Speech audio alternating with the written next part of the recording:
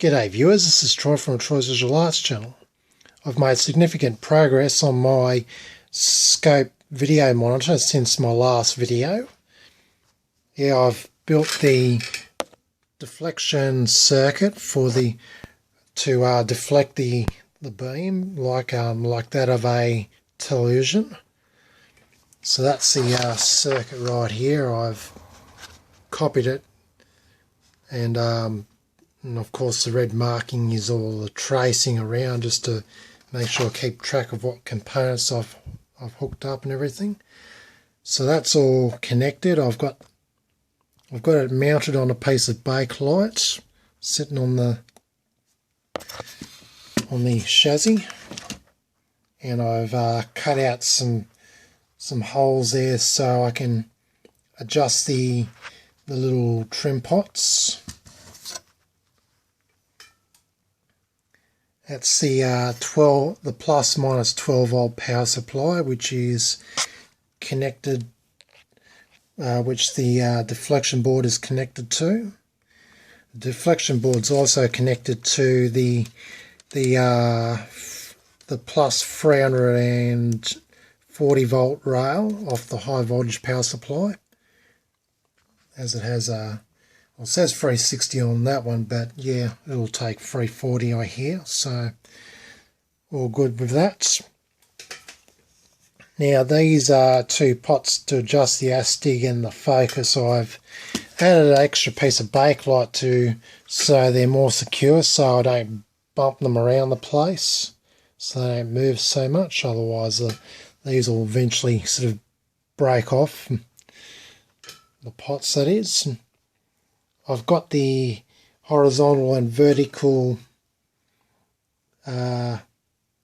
width and centering pots now loosely sitting in the front panel here, which is a piece of bakelite.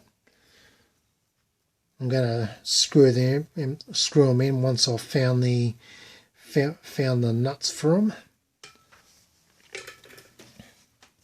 Anyhow, I've also wired up the center tapped 10 volt AC power supply unit output to the 12 volts, the plus minus 12 volt power supply.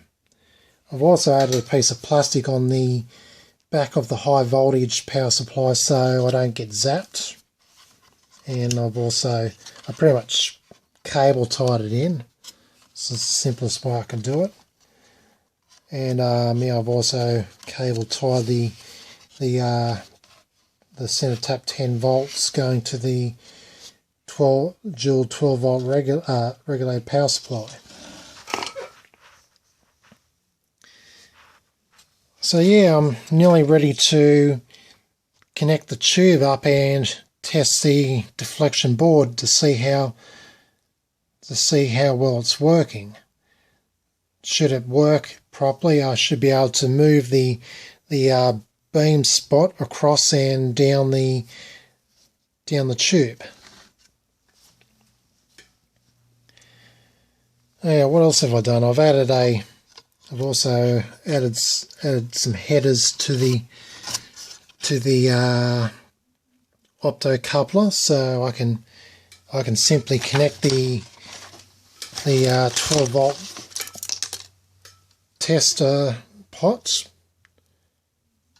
so I can simply bring up the beam spot and to the right brilliance, and then afterwards move the beam around with the horizontal and vertical centering controls. So it simplifies things, so I don't have to solder it on and unsolder it. Simply just plug it in with those jumper connectors. Alrighty, so yeah, that's the latest on my scope video monitor. Scope tube video monitor, that is.